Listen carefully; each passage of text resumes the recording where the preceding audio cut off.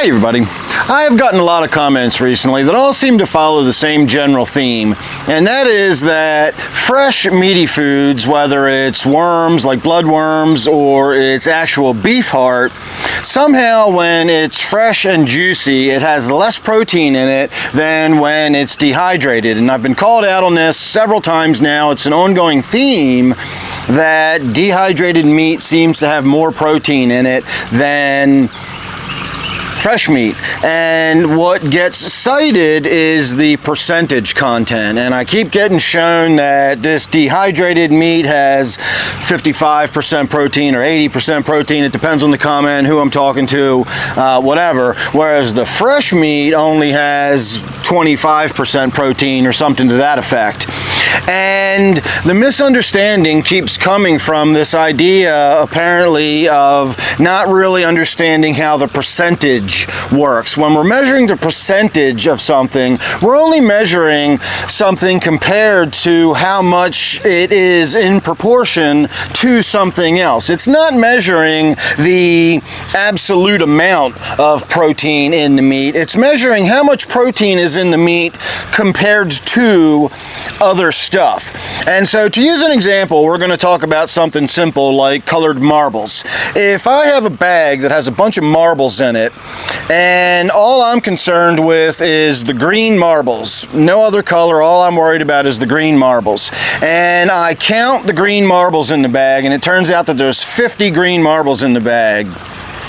All right, so now we know I've got 50 green marbles. But what does that mean? What percentage of the bag is the green marbles? Well, now we have to count all the marbles in the bag, and it turns out there's 100 marbles in the bag, and so now we know that there are 50% of that bag is green marbles. Still 50 marbles, but now we know it's 50% of the bag is green marbles. So let's say we decide we're going to remove all of the white marbles, and we take out 25 white marbles. Well, now 3/4 of the bag, or 2/3 of the bag, is now green marbles. So 66% of the bag is now green marbles.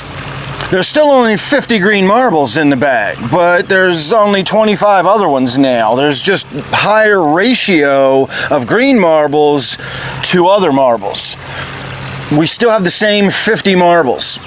And so if you took all of the other marbles out of the bag, and now you've got 99% green marbles, you got one or two other little colored marbles in there, so you got 98 or 99% green marbles, you still only have 50 marbles. It's 50 green marbles. The number of marbles does not change when you're removing or adding other marbles. And if it wasn't other marbles, it could be other things in general. You could be putting mouse traps and curling irons in the bag with the green marbles. Your 50 green marbles are going to stay 50 green marbles. It does not matter what you add or subtract to the bag.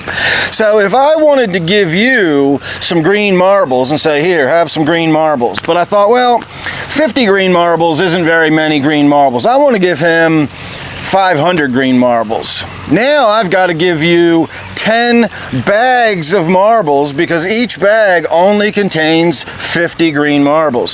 So if I give you 10 full bags, that's going to be a lot of marbles that you don't need. All you want is the green ones, but I'm giving you all these bags. Each one contains 100 marbles.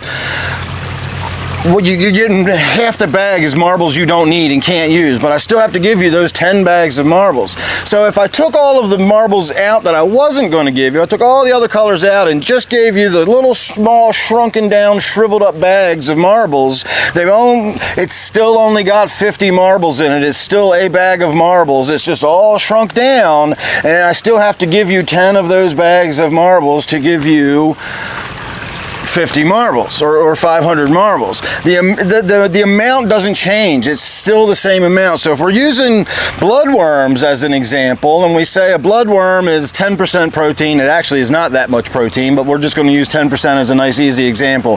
So let's say you got 10% protein and 90% water. If you feed that fish 10 of those, they're getting X amount of protein.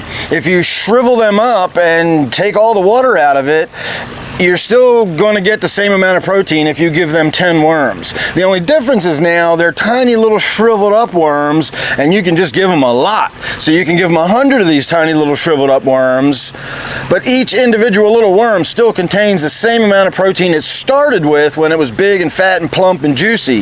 The dehydrating meat does not spontaneously generate protein.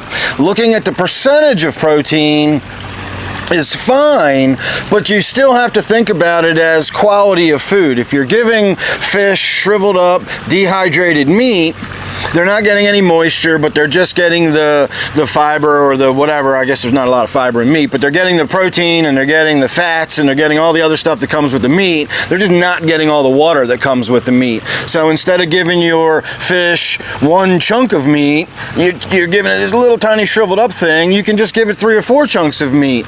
Each chunk is still going to have the same amount of protein in it. You've now just given it 4 times the amount of protein, only because you've given it 4 pieces of meat rather than 1 piece of meat.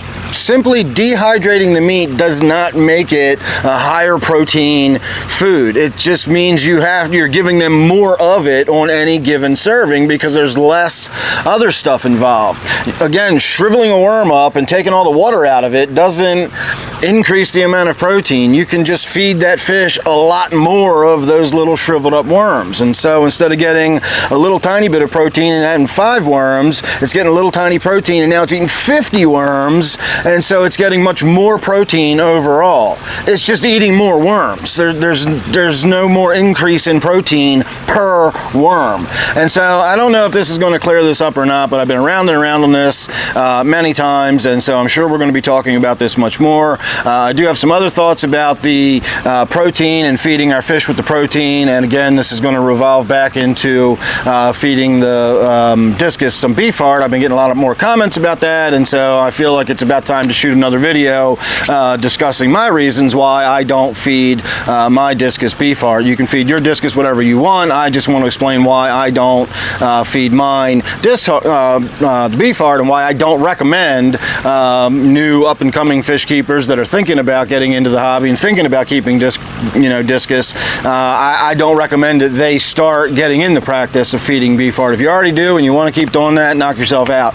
But if you're new and you're thinking about feeding discus beef heart, make sure you're subscribed to my channel because we will be doing a video here real soon and I'll be talking about my reasons why I don't feed my discus beef heart and why I'm not going to feed my discus beef heart, and I got all the science and stuff to back my reasoning up. So make sure you're subscribed and you won't miss that video or anything else I got coming up, because you never know what it's going to be with me, except for Friday and Sunday night. You know I do a live stream 8 o'clock Eastern time both Friday night and Sunday night. Sunday night is a discussion topic discussion that's usually hit or miss. We'll see how that goes, but then Friday night's usually just an open kind of hanging out and seeing what we do.